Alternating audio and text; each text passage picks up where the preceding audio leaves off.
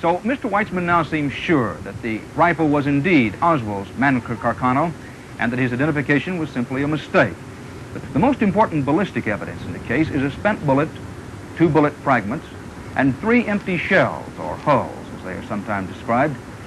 The nearly whole bullet was found in Parkland Hospital under circumstances we'll consider in detail tomorrow night.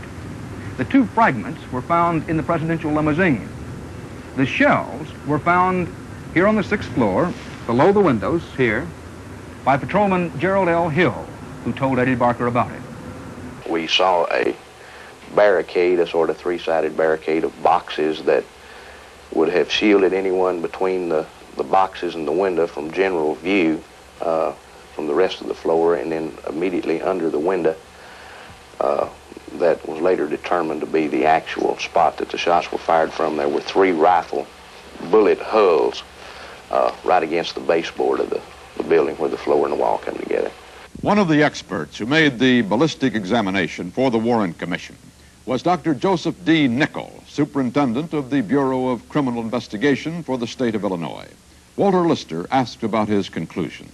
It was my feeling that both the fragments as well as the one relatively whole bullet had been fired in the same gun, and then based upon the comparison of the tests which were available to me, it was my opinion that the same weapon which fired the tests also fired the 3 evidence specimens.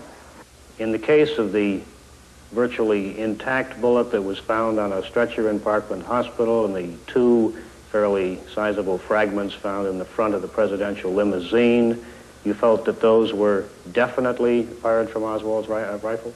Yes, sir. To the exclusion of all others? To the exclusion of all others, right. From the ballistic evidence, it seems that the answer to the question of whether Oswald's rifle was fired from the building is yes. To this point, the Warren Commission's case appears strong. Despite minor discrepancies, it appears that Oswald had the opportunity and the murder weapon. But now we come to one of the most telling arguments that has been raised against the Warren report in these past 2.5 years, a point which we now know seriously disturbed members of the commission itself. For the critics argue that Lee Harvey Oswald could not have fired his rifle fast enough and accurately enough to be the sole assassin. The critics argue, therefore, either that Oswald was not the gunman at all, or that there was more than one gunman. Well, now here we have twin questions. How many shots were fired in Dealey Plaza that day, and how long did it take to fire them? First, how many shots were fired? Walter, the obvious way to answer those questions seemed to be to talk to our eyewitnesses in Dealey Plaza. Ask them how many shots they heard and in what kind of sequence. So that's what we tried first. I'm sure there were 4 shots. How many shots did you hear? I heard 3. The first and second was further apart than the second and the third. In other words, that was a bang, then a bang, bang like that, you know. Well, now, how many shots did you hear? 3. In how long a period of time? Oh, I'd say just about like that, you know. Boom, then click, click. Boom, then click, click. Boom. Something similar to that. I would say bang, bang, bang. There's definitely 4 shots.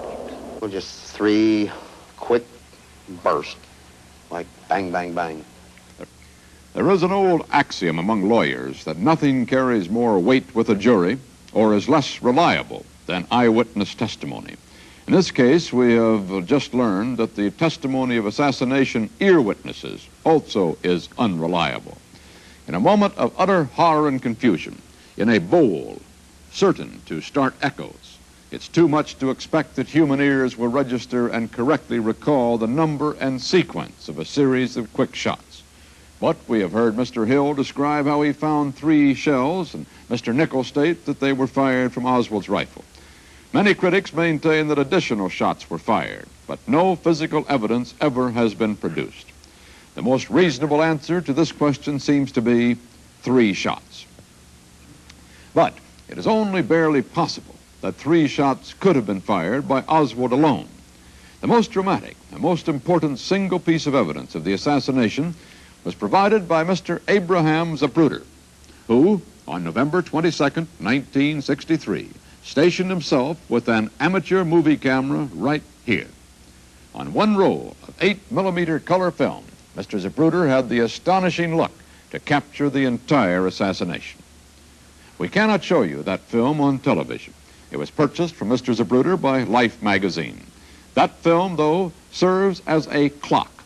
If we know the exact speed the camera was running and can see in the film where the bullet struck, it should be possible to determine not only how many shots were fired, but the amount of time between them. This is critical to the question of whether Oswald could have physically accomplished the murder. If the time between shots was less than the time necessary to operate Oswald's cheap bolt-action rifle, a rifle like this one, then obviously he was not the sole assassin. A test of time between shots could not prove that he did fire the shots. It might prove that he did not. Here is how the Warren Commission reconstructed a time sequence from the film. Now, Mr. Zapruder was filming the motorcade from the grassy knoll. At the very moment, the gunman must have been tracking it from up here. Using the critical frames of the Zapruder film as a guide, the Warren Commission, and now we, can reconstruct exactly what the gunman must have been seeing at every moment. We know that the president had not yet been hit when the car slipped beneath this oak tree. The gunman's sights, in the report's words, for a fleeting instant through an opening in the leaves, just as frame number 186 went through Mr. Zapruder's camera. Remember that frame, 186. We stopped the car at frame 186 to show you what a gunman would have seen in that instant, except for the fact that the tree has grown since 1963. There's more foliage on it now, and the overhead highway signs were not there then. The commission did not think a shot was fired here. Now the president is again concealed by the leaves. Emerging just as the Zapruder camera over on the grassy knoll is shooting its 210th frame.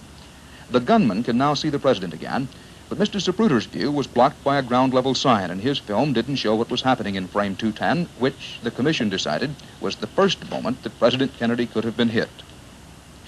The Zapruder film did not show the president again until frame number 225, where we... Here the Zapruder film seemed to show the president already hit.